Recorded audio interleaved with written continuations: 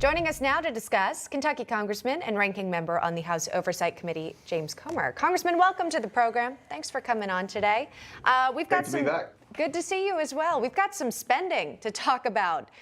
Goodness gracious here. This comes at a time as we're getting the consumer price inflation numbers jumping to 6.2%.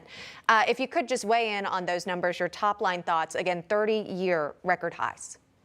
Well, it should come as no surprise to anyone. When the government keeps printing money, it devalues the money, and it's going to create inflation. And inflation is the ultimate tax on the poor. So everything the Biden administration is doing now from an economic policy standpoint is counter to helping working middle-class Americans. So that's why we voted en masse against the infrastructure bill. It's a terrible time to try to do infrastructure when you have inflation. There's not going to be a lot of infrastructure in the bill because of the cost of raw materials now. The Biden administration needs to get inflation under control before they continue on this reckless spending spree.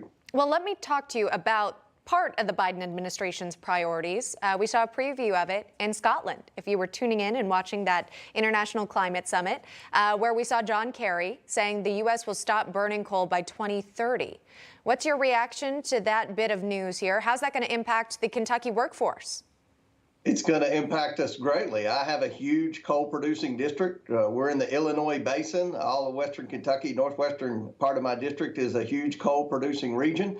And coal has been on the rebound. I'm sure the Biden administration doesn't want to talk about that, but because they continue to cut off pipelines and their reckless energy policy, people are having to burn more coal. And if they're going to try to electrify the entire postal fleet, if they're going to continue to pass legislation that gives subsidies to people to buy electric vehicles, that electricity in America comes from coal. So if you're going to cut off coal production and cut off oil and gas drilling in America, I don't know where we're going to get energy. So this is another bad policy being talked about by the Biden administration. Well, let me play you this soundbite. This is House Speaker Nancy Pelosi, where we saw her speak publicly on her efforts to push for climate change agenda. Watch this.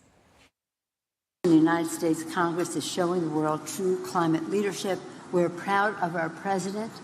He was one of the first people in Congress in 1986 to introduce legislation to address the climate crisis. He takes great pride in that. He's worked on it ever since, and now in the lead as President of the United States. He knows, as we all do, this is all about the children leaving a world where they can be healthy, more secure, and more in reach of their fulfillment.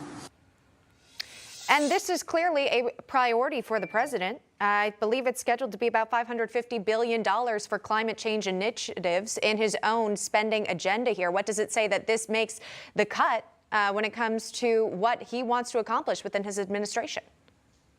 Well, that climate change talk may be popular in Europe, but it's not going to be popular on Main Street in America.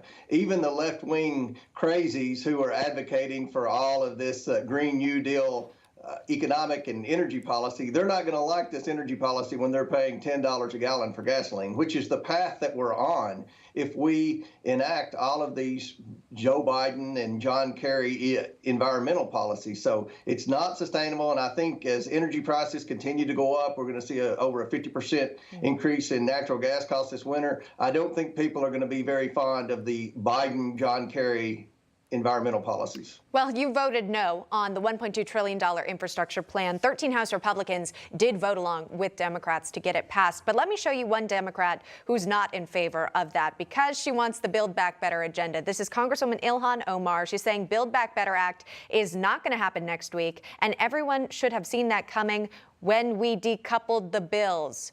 We've heard this from progressives. They wanted both of them together to ensure that the president's spending agenda was going to get passed. Do you think this changes things up here? Well, hopefully the Republicans will stick on this next bill. And if they do, if the squad continues to vote no, as they did on the infrastructure bill, then she won't have enough votes to pass it. Pelosi can only lose 4 votes. There are at least 5 in the squad. So right now that tells me that the bill will pass by 1 vote. But I'll be honest with you, what I saw last week from some of the 13 in our conference, it would give me grave concerns moving forward. Hopefully when we're back in Washington this week, we can get in a room and iron out these differences, because we knew there were 5 or 6 that were leaning towards voting for the infrastructure bill because they had said so publicly. But, where those other 6 or 7 came from was just out of the blue. And that doesn't need to happen again, because this is the wrong policy for America. It doesn't matter if you're Republican or Democrat, conservative, moderate, or liberal. We can't continue this reckless spending spree, or where you're talking about 6.5% inflation, we're going to have 10 and 12% inflation. If we could end on this, got to talk to you about another effort you're working on here in the mix. Hunter Biden and his artwork. I'm in New York City, so that's where the gallery is as well. We hear it's not so busy right now, but you've requested a full investigation by the Office of Government Ethics. You say Hunter's a national security risk. Could you give us an update on your request? Yeah, well, we're waiting to hear back from the Office of Government Ethics. This is the primary ethics watchdog for the executive branch. Hunter Biden has a pattern of selling influence to foreign nationals, influence to his father's position as vice president. We believe now influence as to his father as president. Why won't the art gallery disclose the owners of the art? They had an art sale last week or a few weeks ago, and they disclosed who the owners were. Why won't they or who the buyers of that art? Why don't they disclose who the buyers of the initial artwork were? We believe because there were foreign nationals and special interest involved. If Joe Biden would just disclose that, he could do it privately and in a classified setting, and I'll drop this investigation. But until we find out who bought that expensive, overpriced artwork, and based on Hunter Biden's past, we're not going to let up on this investigation. Okay. You want to know who's purchasing the art, who's hanging it in their homes. Congressman James Comer joining us on the program. Congressman, thank you very much. We appreciate you taking the time. Thanks for having me on. Thanks. Hey, I'm Rob Finnerty. Thanks for watching. If you enjoyed this video, please join the conversation in the comments below. Don't forget to subscribe, too. Hit the bell icon to be alerted to breaking news. And remember, there's a whole lot more on Newsmax TV, America's fastest growing cable news network. Newsmax TV, where real news for real people.